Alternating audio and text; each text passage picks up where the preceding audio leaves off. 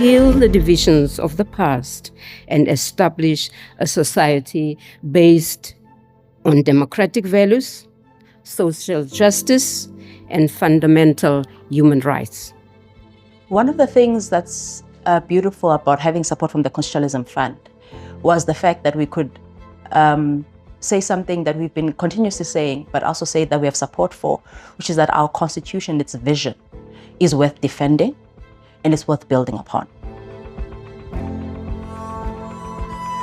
There was a context in South Africa around a decline in notions of constitutionalism, human rights. There was a lot of disillusionment with whether the Constitution was delivering on the promise of democracy.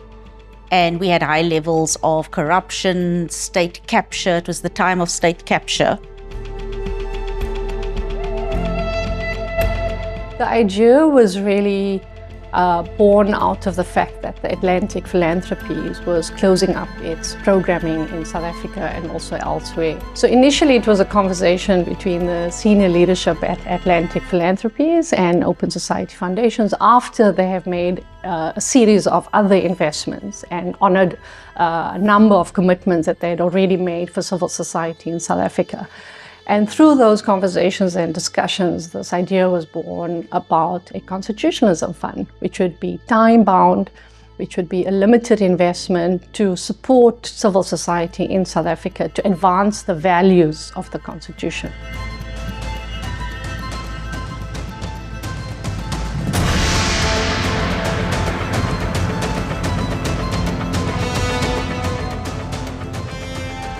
I think donors are often very good at encouraging grantees to collaborate.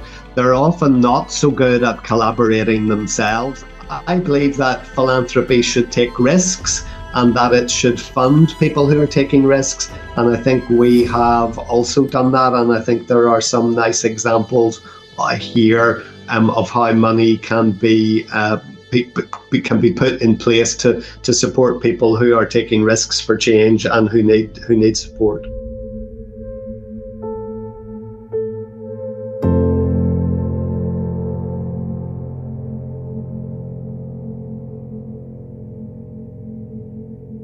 With $29 million invested over 10 years, 71 organizations have received direct support. A further 140 social movements and community organizations were supported through intermediaries.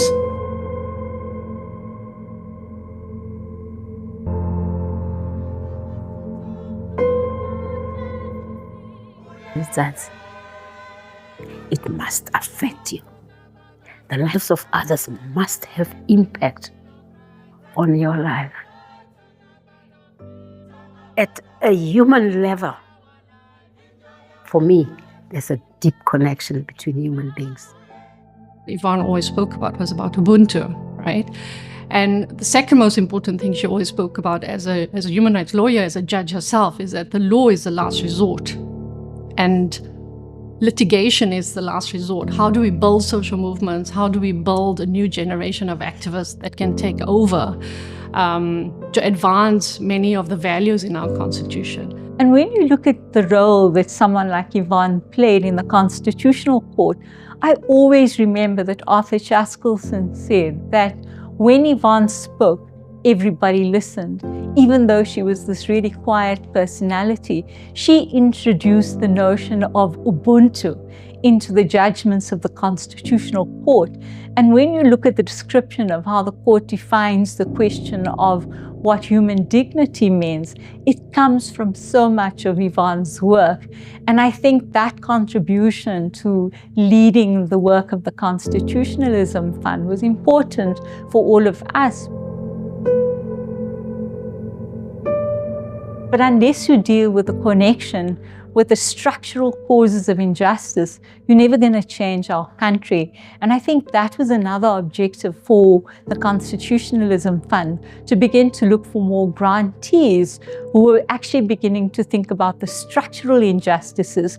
And so, when you look at the Michael Kompapi case, when you look at the work that, was done around Life Esidimeni, this deals with a core of structural injustices. The support of funding from funders such as the Constitutionalism Fund has been able to allow us to respond to critical constitutional issues that relate to violations that have been seen by those seeking access to healthcare, but also young children seeking access to basic education.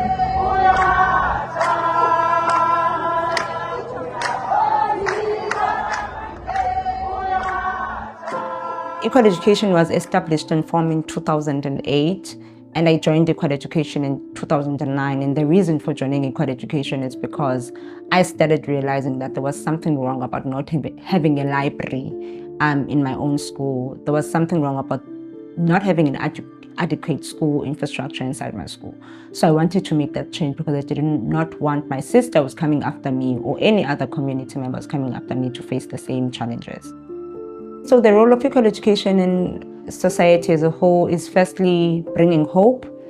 I mean, we're a country that faces so much inequality within the education system, especially in the Black marginalized communities.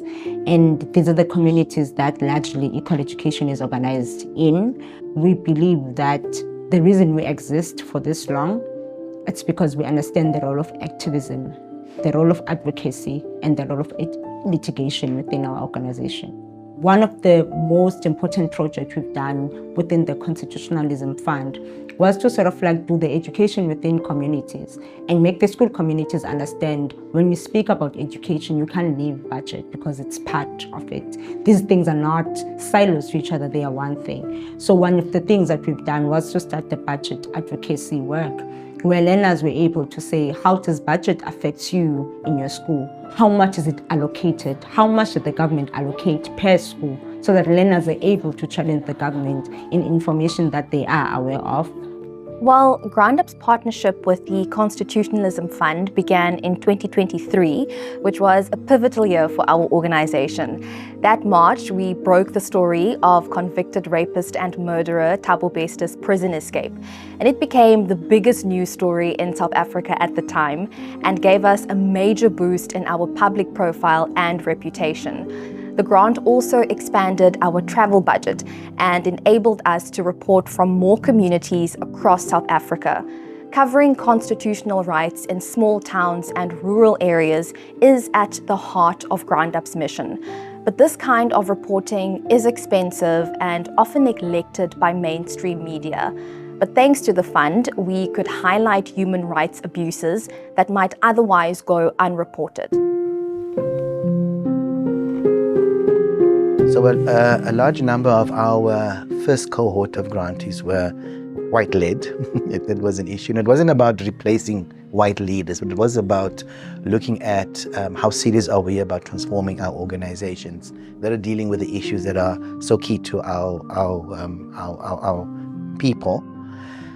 I must admit that the push around transformation, which was sort of saying, when is your succession plan going to kick in? Where are you building layers of Black leadership? How are your organizational policies, human resource and other taking account of our black staff? Created a lot of pushback, created a lot of tension, because obviously transformation is uncomfortable. How do we convince our client communities that they have a voice when the people who make decisions look very different from them?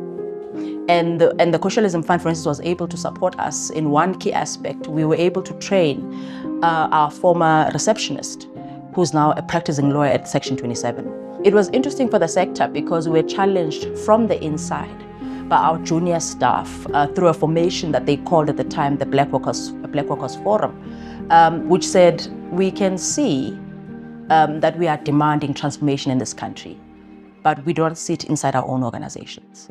We do not see it in terms of the work that we're doing, because land is not a specific focus in many of the organizations, even though land is a key component to how apartheid was able to oppress African people. They said to us, when you look at who is in leadership in these organizations, we don't see the demographics of this country, which is less than 7% white. The Constitutionalism Fund kind of gave us a space for us to ask for ourselves, what does transformation mean for the country? And what does transformation mean for this organization? And for SERI, for us, one of the things that was an easy thing was a question about demographics. So if people walk into the door and look at SERI from its board to the person at the very bottom, what does it say? And then also on decision-making and voices, whose voices are heard and what are they able to accomplish? I wouldn't want to sort of say that we were completely responsible for the transitions that we've seen, but we have seen some amazing transitions, new leadership with some of these key sort of organizations that have emerged, which I would like to believe we actually played a part in pushing that agenda. Why is this land not released? 4 parcels of land has been released by Alan Winde, our Premier. Why? What is stopping him from releasing this land here behind us, Tafelberg side? So the Tafelberg saga, as we call it, Tafelberg is located in Sea Point. It's a site that was earmarked as a school. And at the point of our intervention, it was being sold to a private interest to create a private school. But what was happening was there was a block of flats at the back of the property, and that's where poor and working class people actually used to live before the eviction. Following that, that site had previously been allocated for affordable housing, because the reality at the time was there was absolutely no affordable housing in the jurisdiction of Cape Town. So in the Cape Town Metro, there had been no affordable housing built since '94. So in our democratic dispensation, poor and working class people still suffered the effects of apartheid. Participatory democracy. It's not just that we vote for people and it's their voices that are supposed to represent us. Our constitution recognizes that people themselves should be able to speak for themselves. To fight for Tafelberg, to fight for their right to be heard in terms of land use decision making, but also their right to belong to the city. And that's how Reclaim the City was born, because that was them physically taking up space and in that act reclaiming their place and position in the city. We were up against, private interests, your private developers, people with money, people who don't want to see the city going back to the people who built the city.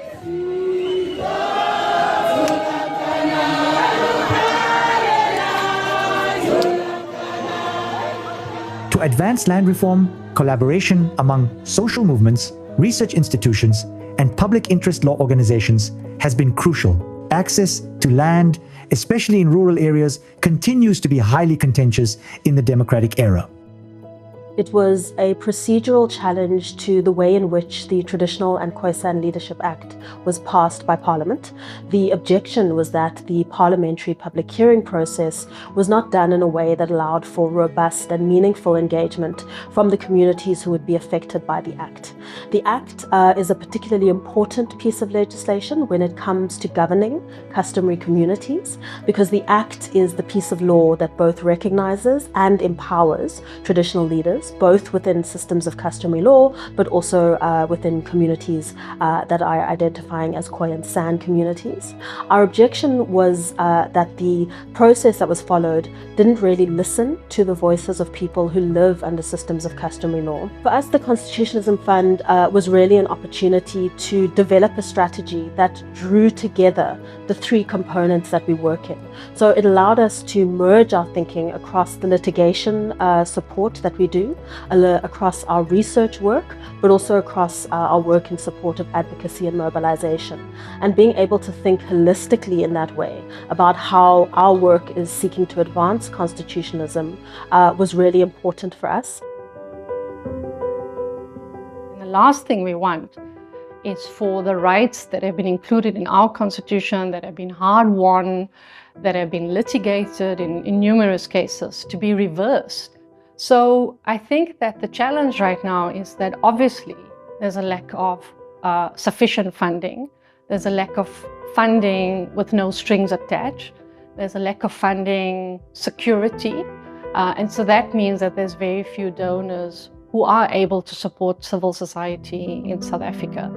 It's a call to all of us, even if you're not a philanthropist, that particularly the smallest NGOs, the smaller ones, are really struggling in the most rural communities. So what that means for all of us is that we need to get involved, whether it's your 50 Rand that you donate to a cause that you like, or whether it's your follows and your like and you're sharing on social media. We all need to rally now to try and counteract the effects of the funding crisis in the sector. My wish is, how do we leverage the money that we've given to people? Like, how can that be leveraged to bring other philanthropy on board? Because that's what we need now. The other is for our government to realize its responsibilities. It is unfair that, in fact, civil society organizations should take on the socio-economic needs of our communities. My wish is for the sector to continue working collectively, sharing resources, convening more on issues of common interest, because we have learned that together we can do more. In my knowledge, there hasn't been a fund specifically dedicated to realizing the principles enshrined in our Constitution. And I think the work of bringing the Constitution to life is more critical now than probably ever, because our country sits at a precipice. We have a decision to make, whether, we take the poor and the marginalized with us and build a truly prosperous country, or we fall back into division and hate.